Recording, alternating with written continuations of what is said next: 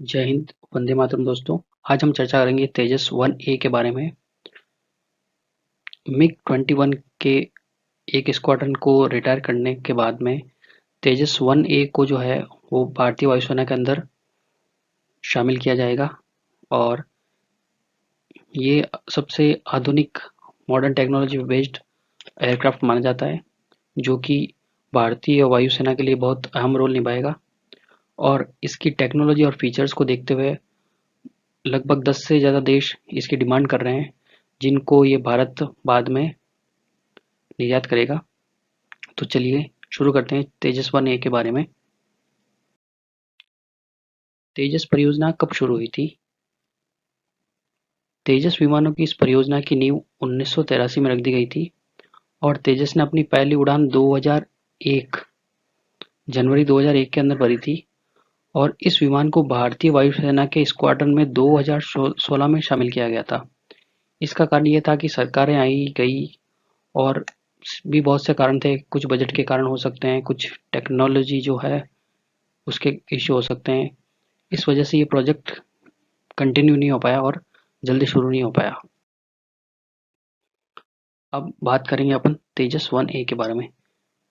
तेजस 1A कब चर्चा में आया? 3 जनवरी 2021 को इसका ट्रायल किया गया था और किसने किया? रक्षा मंत्री राजनाथ सिंह ने हिंदुस्तान एरोनॉटिकल्स लिमिटेड से 83 उन्नत तेजस मार्क 1A एयरक्राफ्ट खरीदने की घोषणा की है।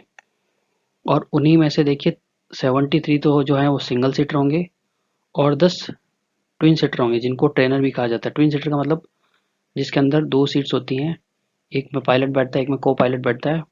और ये मोस्टली जब यूज़ लिए जाते हैं, जब कोई नया पायलट आता है तो उसको ट्रेंड करने के लिए ये यूज़ में लिया जाता है। और इसके लिए लगभग 47,000 करोड़ रुपए का सौदा तय किया गया था, जो कि सैंक्शन हुआ था बाद में। अब चर्चा करते हैं कि ये जो एयरक्राफ्ट बनते हैं इनकी मंजूरी कौन देता है और इसके लिए कौन सी कमेटी बनाई गई है। तो देखिए, इसके लिए जो कमेटी बनाई गई है उसका नाम है CCS। CCS का मतलब है cabinet committee on security. Cabinet जैसे मंत्री कैबिनेट होता है, उसी तरह इसकी भी एक सिक्योरिटी कैबिनेट होता है और जिसका जो अध्यक्ष होता है वो देश का प्रधानमंत्री माना जाता है, जो कि अभी फिलहाल कौन है? नरेंद्र मोदी जी हैं, जो कि CCS के अध्यक्ष हैं। और इनका मुख्य कार्य होता है कि जो रक्षा संबंधी जो महत्वपूर्ण नियुक्तियां होती है, जो जो बड़े पद पर जो नियुक्तियां होती है वो करते हैं।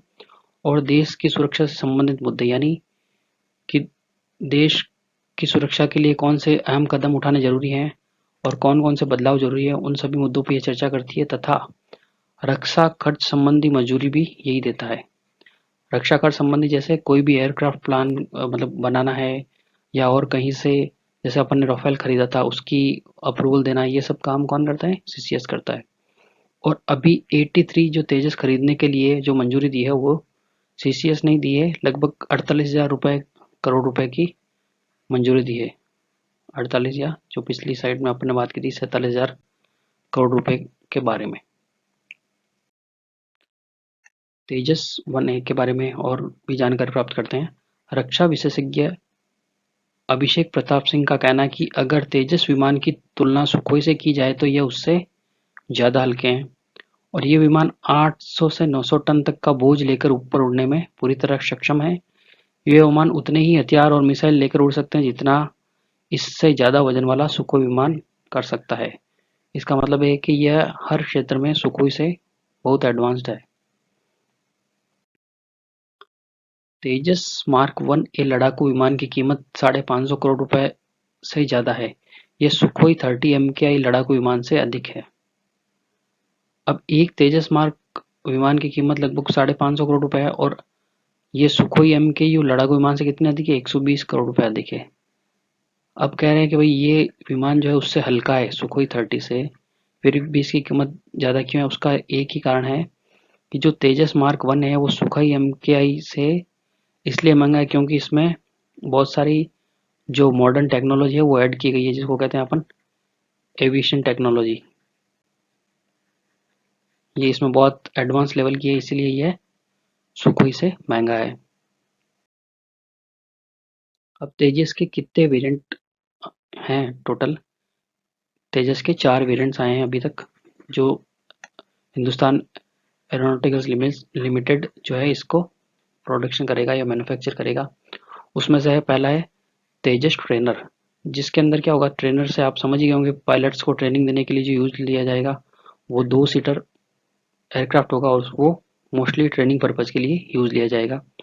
एलसीए नेवी, इसके अंदर ट्विन और सिंगल सीट कैरियर ये दोनों तरह के होंगे और ये स्पेशली इंडियन नेवी के लिए यूज में लिया जाएगा, जो कि जैसे आईएनएस विक्रांत है, आईएनएस विक्रमादित्य है, ऐसे एयरक्राफ्ट कैरियर पे ये तैनात रहेंगे, जिससे क्या पाकिस्तान और चीन की जो जलीय सीमा है वहां से ये भारत के लिए निगरानी करेंगे और भारत की रक्षा करेंगे। तीसरा आपका एलसीए तेजस MK2, ये एडवांस होगा किससे, MK1A से। इसका वीडियो मैंने ऑलरेडी डाल रखा है, अपलोड कर रखा है, तो आप देख सकते हैं। एलसीए तेजस MK1A, इसके बारे में अपन अभी चर्चा कर रहे हैं। ये तेजस 1 से बहुत ज़्यादा एडवांस्ड है, इसमें हाई थ्रस्ट इंजन है और इसमें और भी कई क्वालिटीज़ हैं जो इसको तेजस 1 से अधिक अच्छा बनाता है, तो उसकी चर्चा करते हैं अपन। सबसे पहला है air to air refuelling capability, यानी हवा में इससे ईंधन भरा जा सकता है। दूसरा है इसके अंदर AESA रडार, जिसका फुल फॉर्म होता है active electronically scanned array. Active electronically scanned array, जिसका मतलब होता है इसके अंदर कंप्यूटर कंट्रोल्ड एंटीना होता है जो अपने हिसाब से सिग्नल्स भेजता रहता है और अपने आसपास के ऑब्जेक्ट्स को डिटेक्ट करने के लिए यूज होता है। ये एंटीना क्या एक जगह ही रहता है। पुराने जो एंटीना होते थे वो एक बार में एक ही दिशा की तरफ से इस चीज को कैप्चर कर सकते थे ऑब्जेक्ट को, लेकिन ये जो कंप्यूटर बेस्ड जो एंटीना है, इससे एक एंटीना से एक ही टाइम में चारों तरफ का जो है अपन ऑब्जेक्ट को डिटेक्ट कर सकते हैं। और इसकी मैक्सिमम जो स्पीड है वो 1.8 मैक मानी जाती है। इसके अंदर BVR मिसाइल्स हैं, जिनको कहा जाता है beyond visual range missiles. Beyond visual range missiles क्यों यूज में ली जाती है कि कुछ ऑब्जेक्ट्स जो अपने को दिखाई नहीं देते हैं, उन ऑब्जेक्ट्स को ये मिसाइल्स अपने स्ट्रेटेजिक यानी जिसको कहते हैं लॉजिकल सिस्टम के हिसाब से उनको डिटेक्ट करके उनको डिस्ट्रॉय कर देती है। इसकी पेलोड कैपेसिटी आपकी 4000 kg। इसमें नेटवर्क वॉरफेयर सिस्टम इंस्टॉल किया गया है। इसका क्या काम है, जैसे मान लीजिए तेजस 1A के 10 एयरक्राफ्ट हैं, उसके अलावा भारत के ही और दूसरे एयरक्राफ्ट मान लो 3 राफेल उड़ रहे हैं और ये सब कहाँ से लॉन्च किए गए आपके, मान लो INS विक्रांत से। तो इन सब का जो है एक खुद का ही फ्रीक्वेंसी रेंज और नेटवर्क होगा, और जिससे ये इस नेटवर्क से ये पता चलेगा कि जैसे तेजस 1A का कौन सा विमान किस ऑब्जेक्ट को डिटेक्ट करके उसको डिस्ट्रॉय कर रहा है और दूसरा विमान किस ऑब्जेक्ट को डिटेक्ट करके किसको डिस्ट्रॉय कर रहा है।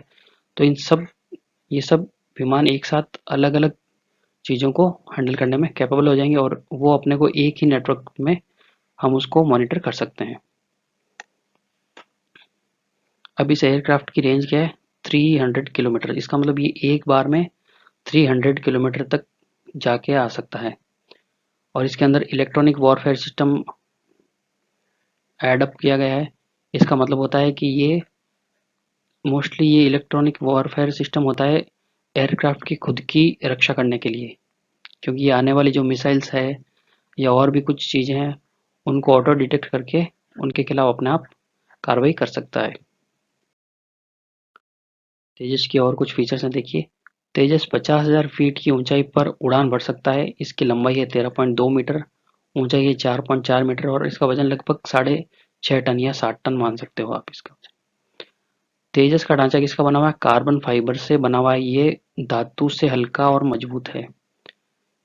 इसकी मजबूती जो है, कार्बन फाइबर जो होता है वो लोहे यानी आप कह सकते हो इंडस्ट्रियल लोहा जो सबसे मजबूत माना जाता है, जिनसे एयरक्राफ्ट बनते हैं, उन उनके तुलना के बराबर ही मजबूत होता है, लेकिन ये उनसे हल्का होता है। ये इसकी विशेषता, इसलिए ये विमान हल्का है।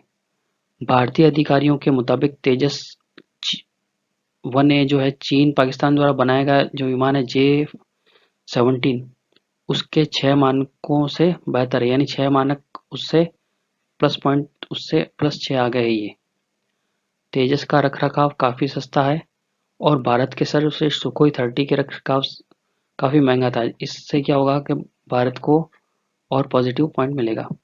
तेजस ने 2500 घंटे के सफर में 3000 से ज़्यादा उड़ानें भरी है। इसकी कलाबाजी और फ्लाइट कंट्रोल सिस्टम संतोषजनक है। इसका मतलब ये सभी जो अभी तक ट्रायल्स हुए हैं उसमें ये पास हुआ है।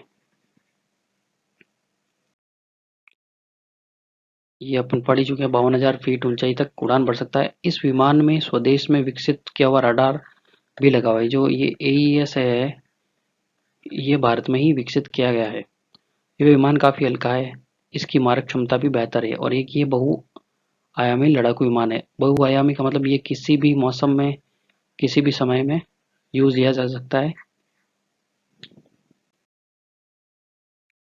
अब चर्चा करते हैं लाइट कॉम्बैक्ट एयरक्राफ्ट के बारे में, जिसके तहत ये तेजस 1A जो है ये बना है।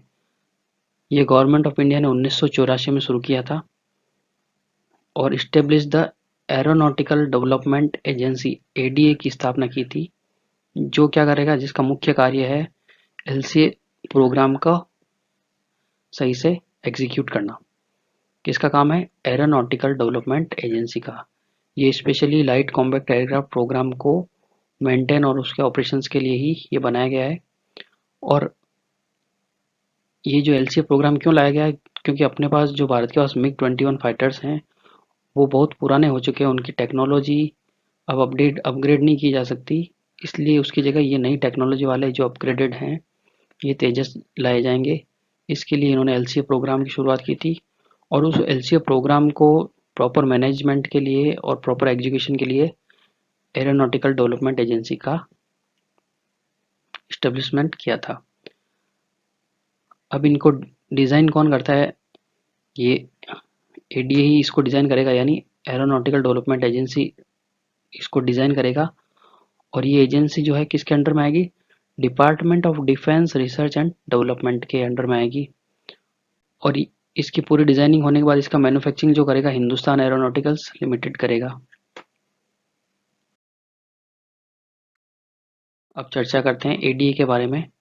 The aeronautical development agency under department of defence research and development of India's ministry of defence.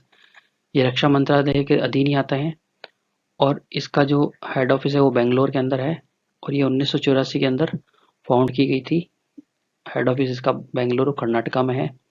इसके वर्तमान में चेयरपर्सन है गिरीश देवधरे, जो कि इसके प्रोग्राम डायरेक्टर हैं कॉम्बैक्ट एयरक्राफ्ट के और डायरेक्टर जनरल भी हैं एरोनॉटिकल डेवलपमेंट एजेंसी के। इसके अंदर जो कमेटी मेंबर्स होते हैं वो हैं डिफेंस मिनिस्टर होते हैं, जो है अभी राजनाथ सिंह जी। DRDO चेयरपर्सन है वो हैं समीर वी कामत और department of defence and research के जो चेयरपर्सन है वो सतीश रेड्डी साहब हैं। ये तीनों इसके कमेटी मेंबर्स हैं। अब जो जिन जिन कंट्रीज जो तेजस 1A की डिमांड्स कर रहे हैं वो कंट्रीज हैं America, Australia, Indonesia, Philippines, Argentina, मिस्र, इंडोनेशिया। इन सबको क्या चाहिए? सिंगल जो है इंजन वाले जेट चाहिए।